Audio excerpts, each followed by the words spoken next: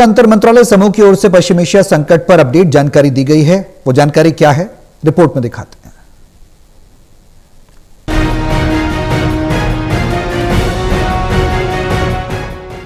पश्चिम Asia संकट पर अंतर मंत्रालय समूह की ओर से जानकारी देते हुए ईंधन आपूर्ति और नागरिकों की सुरक्षा पर ताजा अपडेट दिया गया है। पेट्रोलियम मंत्रालय की ओर से वरिष्ठ अधिकारी सुजाता शर्मा ने जानकारी दी है कि एलपीजी डिस्ट्रीब्यूटरशिप में कोई ड्राई आउट की खबर नहीं है।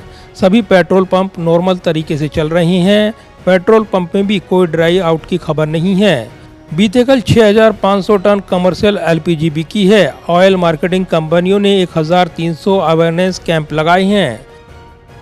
एलपीजी डिस्ट्रीब्यूटरशिप्स पर कोई ड्राई आउट रिपोर्टेड नहीं है। इसी तरह सारे पेट्रोल पंप भी नॉर्मल ऑपरेट कर रहे हैं, पर्याप्त डीजल और पेट्रोल के साथ, और कहीं पर कोई ड्राई आउट रिपोर्टेड नहीं है।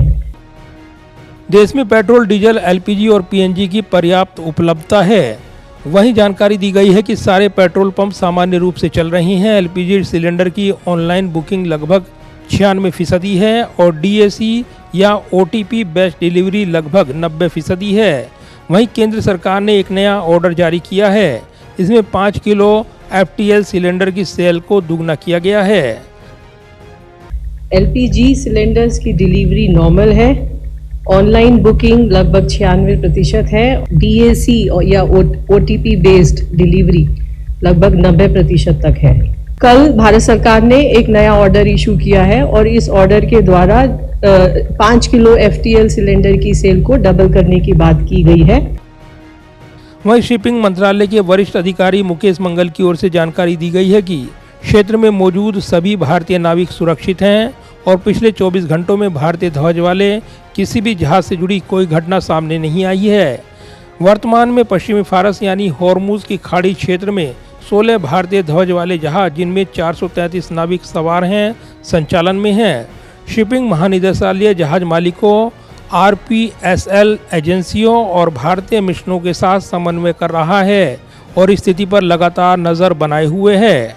वहीं डीजी शिपिंग कंट्रोल रूम अब तक 5,342 से अधिक कॉल और लगभग 11,000 ईमेल संभाल चुका है, जिनमें पिछले 24 घंटों में 229 कॉल और 406 ईमेल शामिल हैं।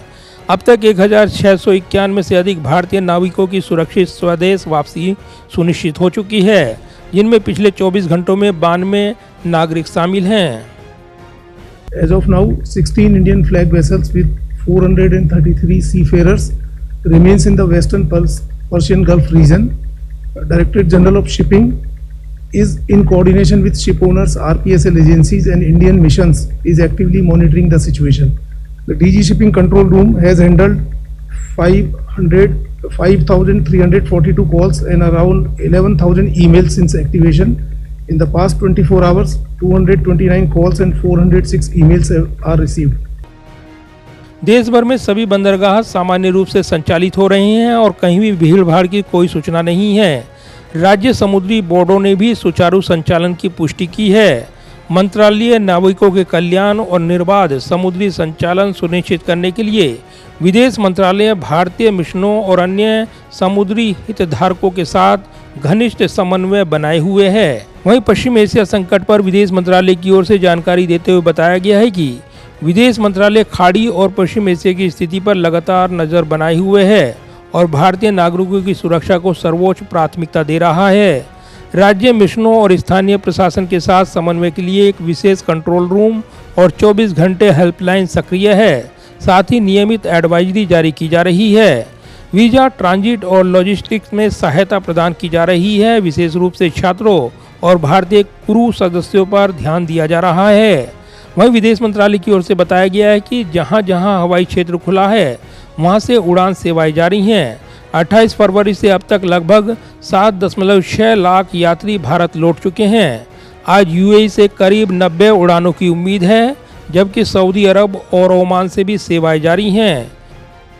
To support Indian nationals across the region, our missions and posts are operating round-the-clock helplines and also responding to queries on email and social media channels. The advisories being issued by our missions have updated information regarding local government guidelines for safety and security, flight and travel situation, and consular services. Our ambassadors are regularly interacting with Indian community associations, organizations, professional groups, and Indian companies to understand and address their concerns.